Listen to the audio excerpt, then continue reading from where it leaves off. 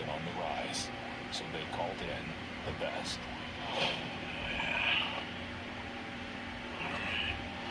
Your uniform, Officer Blart? Being a security officer takes a certain breed. I've seen things that you would not comprehend. Oh, that's it. I can give you my phone number in case you want to grab a drink. I don't drink, but you ride. Oh. You know, I would have called my friend the haha comedy guy to come in here, but even he would be smart enough to stay away from a movie like this. Welcome to Time About the Movies, everybody. Today we are taking a look at the six films making up April 17th, 2015, and we're starting off with the biggest new release of the weekend, which is, sadly, Paul Blart Mall Cop 2. I mean, it's been 6 years after the last movie. Did anybody give a shit about Paul Blart to come back and see this film? Not really. It didn't. I mean, it did well, but then again, it's a very small budgeted movie. But at the same time, do you remember anybody that said that this movie was great? No, of course you don't. Nobody did. So in Paul Blart Mall Cop 2, Kevin James is back as mall security guard Paul Blart, who was invited to a security officers convention in Las Vegas, and must stop a heist at the Wynn Las Vegas Hotel. You can already tell this movie is bullshit from the fact that A, there is no such thing as a security officers convention, so this probably means that this is a trap by the villain, played by Neil McDonough. And two, the movie literally begins with Paul Blart reeling over the fact that he was divorced from his wife, Jane May, 6 days into their marriage. After everything that he did for her in the first movie, she's just like, I just realized you're a mall cop who's annoying. Yeah, this isn't gonna work out for me. And then his mother gets killed after being hit by a milk truck.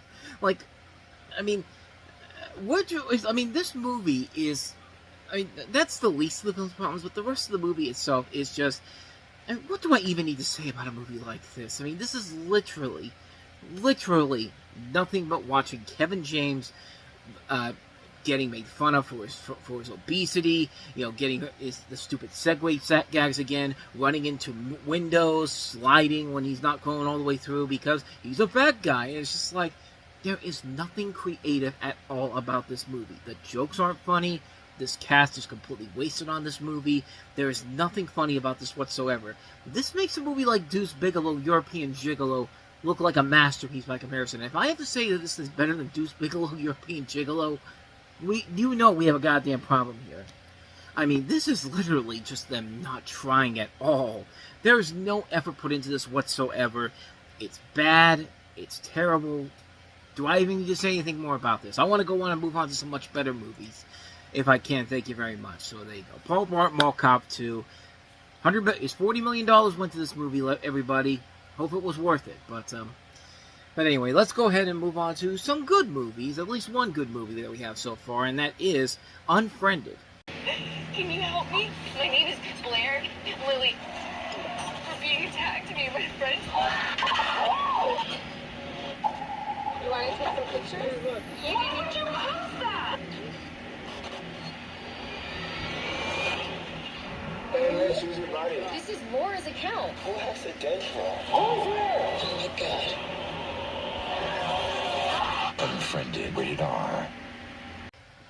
The funny thing about this movie is that when the trailers were coming out for it, most people had the same reaction. Oh, here we go again. It's another one of these found footage movies, and this time it's all over the internet, so it makes it even cheaper to make. And yeah, this is a $1 million budgeted movie, and yeah, the stars in this movie are not the biggest ones. I mean, the biggest name in here is Renee Olstead, and she was in Still Standing. And I think the other one probably is Moses Storm. Maybe, because that's a name that sounds familiar. I mean, he was actually a stand-up comedian before having worked on Last Comic Standing and also Conan O'Brien's show, and he was also on Arrested Development too. So, I mean, even then, these aren't big names involved in this movie. So yeah, on the one hand, yeah, it's a film where it can easily get what it needs to get done because the budget is so small, and yeah, it could look cheap, but you know what? If you could do something new and creative with it, there you go. There's a film that does it for you. 6 high school students in a Skype conversation are haunted by a student played by Heather Sossaman who was bullied by them and killed herself. And the film is told entirely through a screencast of a MacBook. And yeah, as you see in the trailer, you see them all doing Skype and all that, and then all of a sudden you see this other person coming into the play here, and, you know, there's this whole conspiracy about whether or not it's actually her, the girl that got killed, or somebody else who could be related to her. And overall, the film does a very good job of building the tension up here and doing a pretty good job of keeping you invested throughout the film. You do get attached to these characters overall. You do get attached to them when they are in these situations. You know, their secrets get revealed. There's a couple of secrets get revealed, like they were sleeping around with somebody because of this thing. And you're trying to figure out, is this actually her, or is this some kind of evil entity? And it's a very good movie that does keep you invested overall. And it's one of those big surprises that doesn't really... Like I said, it was a trailer that a lot of people looked at and said, oh, this is going to suck. But then you watch it, it's just like, you know, there's actually some effort being put into this. And I got to give them credit where credit is due. It's a very good film. It's not a great movie, but you know what? Considering the fact that this is a film that could have easily have been another Devil Inside, where it's just like, well, we could tell you what's actually going on, but we want you to go to this website that doesn't exist anymore to find out more details on that. No, this doesn't do that. This film actually tries, and it does a pretty damn good job at it. It's a very effective film. It's a really engaging film. It works very well. It found a new way to do found footage films and did a pretty good job with it overall.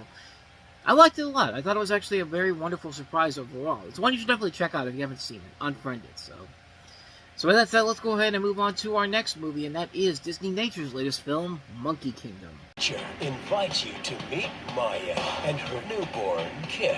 They're playful and adventurous. I don't give a fuck. I mean, let's be honest. Most people that go to these Disney Nature movies really do not care about the storyline they're trying to build around these animals. And by this point, yeah, I think people were starting to take the hint that these movies are really not worth it in the end. But this is a nature documentary narrated by Tina Fey about a family of monkeys living in ancient ruins found in the jungles of Polonnaruwa in Sri Lanka. And this is actually the 8th nature documentary released under the label that began all the way back with Earth in 2009. And this one in particular really did kind of feel like they were kind of pushing their luck here with this one here. I mean, yeah, the animal footage is nice and all, and it does work very well, but at the same time, though, it's a film that does not leave a whole lot of a lasting impact to you. You're really only going to see this movie in a theater to donate to help to save the environment, because these go to the donations that go to the Conservation International. I thought it was a Conversation Invitational, but the Conversation International, where, you know, we're going to save the rainforest and all that stuff. And, you know, you put these out on Earth Day, and, yeah, they're largely forgotten shortly afterwards. And this is definitely one of the ones that it really does feel like it's largely forgettable. It's a film that's not bad, but it's just one where it's just kind of like, there's nothing really you could do to really make this stand out more than what you're trying to make it out to be. I mean, yeah, the footage is nice and all, but the story they're trying to build around it really isn't anything all that impressive. So, yeah, a mixed opinion on Monkey Kingdom. So let's go ahead and move on to our next movie, True Story, which I knew starred James Franco, but I didn't know who else starred it. But once you see it, you'll figure it out just as I did. Hi, Mike Finkel of the New York Times. I wanted to get your side on Christian Longo. Who? He murdered his entire family. When apprehended, he said he was Mike Finkel of the New York Times. I followed your whole career. I guess I felt like I knew you. I want to tell you my side of this. I think you trust me. Can you trust him? Hello? Jill. Chris? You know, Mike's been a real friend to me. I just hope that we could be friends too. True Story, rated R, theaters April 17th. Oh yeah, I forgot that Jonah Hill was in this movie. Probably not a good sign for the film itself, but it's interesting to see both of them in a more serious role here. But this is based off the memoir of the same name by Michael Finkel, who Jonah Hill plays. James Franco plays Christian Longo, a man on the FBI's most wanted list accused of murdering his wife and 3 children in Oregon. He hid in Mexico under the identity of Michael Finkel, a journalist played by Hill, and explores the relationship that develops between the two men after journalist Finkel begins to meet with Longo in person. And, I mean, like I said, give a credit where credit is due. It's cool to see Jonah Hill and James Franco in a role that is not a straightforward comedy and shows that they're actually trying to embrace their acting abilities overall. And I mean, they're perfectly fine in this. Felicity Jones also is in this movie as well, of course, from Rogue One. Gretchen Mol, Betty Gilpin from Breaking Bad. So there is a solid cast involved in this movie. The biggest problem overall with it is the direction. The direction of the film. Betty Gilpin's from Glow, by the way. I said the wrong name. I'm thinking of Betsy Brandt from it's either Betsy or Betty Brandt from Breaking Bad, but But yeah, this is directed by Rupert Gould, his directorial debut, and written by him and David Kashganik. And I think that's really what the problem with the movie is in general, is that the mystery about these two people really is not that engaging. You don't really care about how, James Franco did what he did for so long without Jonah Hill ever noticing, and it really does feel like they're trying to force a comedy in this when it's supposed to be taken seriously. And yeah, it becomes very forgettable almost immediately after you're done with it. Like, I barely remember the movie after I saw it just recently. Just like I couldn't even remember who the other star of this movie was. That should tell you how bad this movie, how lackluster this movie is. It's a pretty boring film in general. Yeah, not really much there to get really attached to overall. But again, it's worth it seeing Jonah Hill and James Franco do something outside of their norm.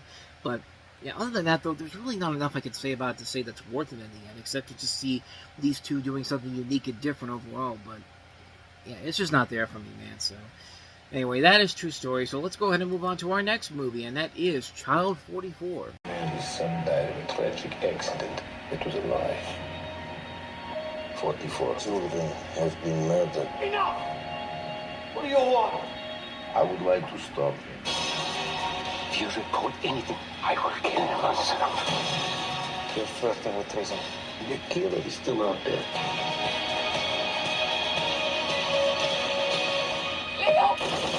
Child 44, rated R, starts April 17. Based on the first of a trilogy of books by Tom Rob Smith and set in the Stalin era of the Soviet Union, the plot is about an idealistic pro-Stalin security officer, played by Tom Hardy, who decides to investigate a series of child murders in a country where supposedly this sort of crime doesn't exist. The state would not hear the existence of a child murderer, let alone a serial killer. He then gets demoted and exiled, but decides with just the help of his wife to continue pursuing the case. This is the cast that also includes Gary Oldman among it, as well as Numi Rapaz from The Girl with the Dragon Tattoo, Jason Clarke, Vincent Cassell, Joel Kinnaman, Patty Constantine, Charles Dance. So there is good people involved in this.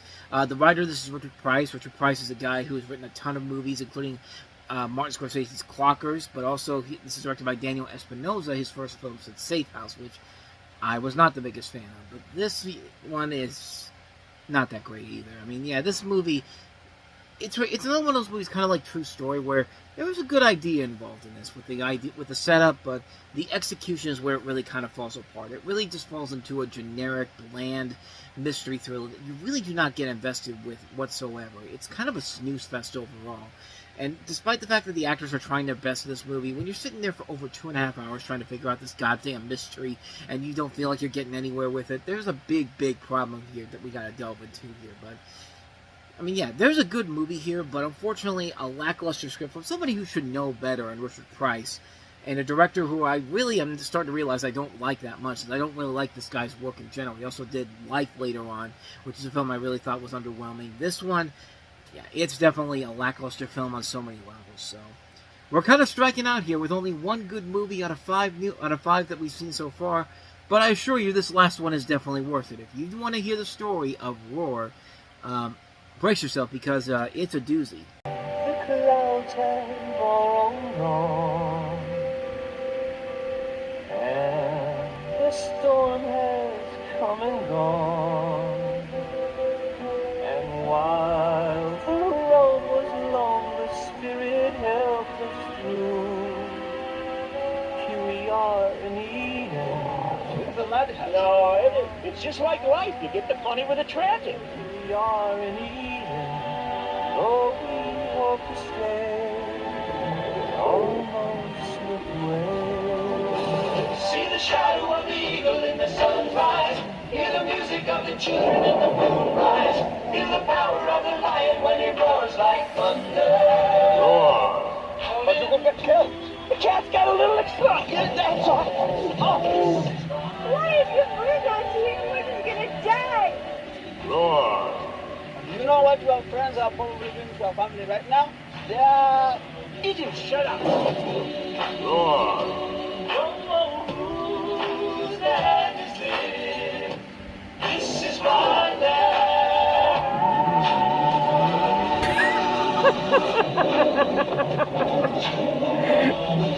I'm sorry, I don't usually laugh during these, but I'm sorry. That quote there is a perfect sum up of what this movie is. Yeah, that quote right there is probably the best way to sum up this movie, because it just looks like, it looks like an old school Disney style adventure until you realize that what they were doing when they were making this movie, the people behind it, yeah, they probably should not have done any of this, but the story of this is that you have Noah Marshall, the writer and director, playing a guy named Hank, who's a naturalist who lives on a nature preserve in Africa with lions, tigers, and other big cats.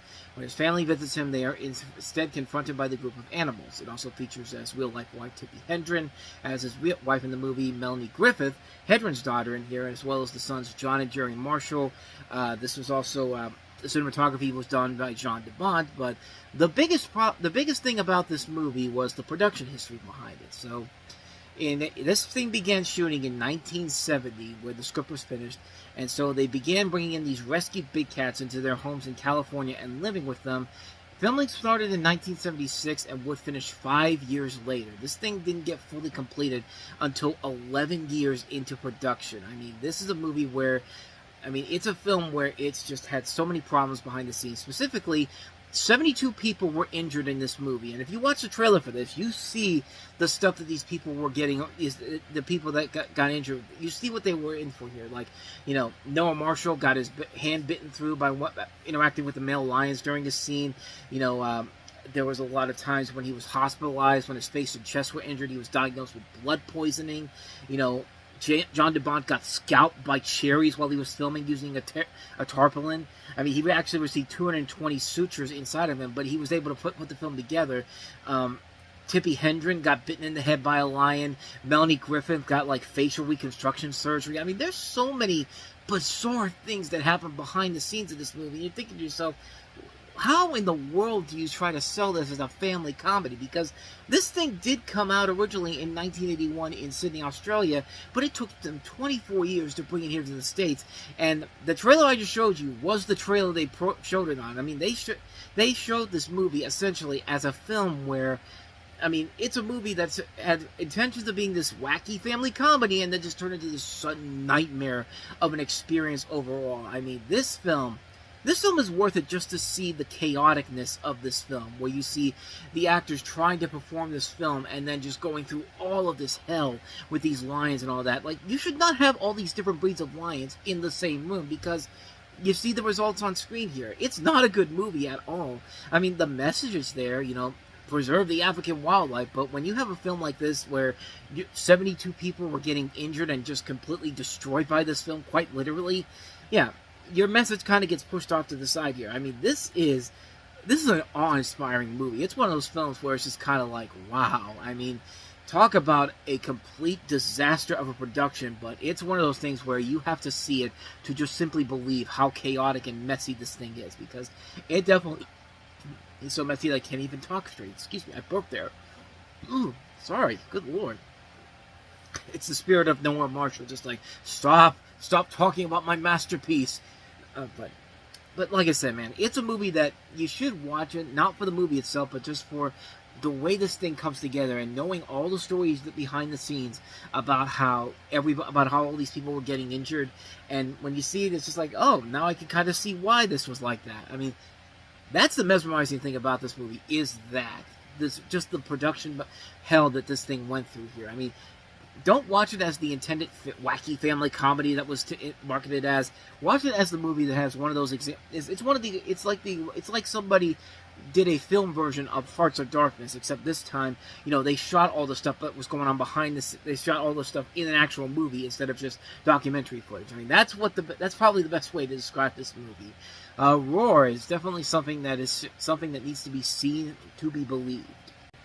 And so, with all that said, we wrap up another episode of Time About the Movies, and the next time we meet, we will take a look at the penultimate weekend before the summer season kicks off.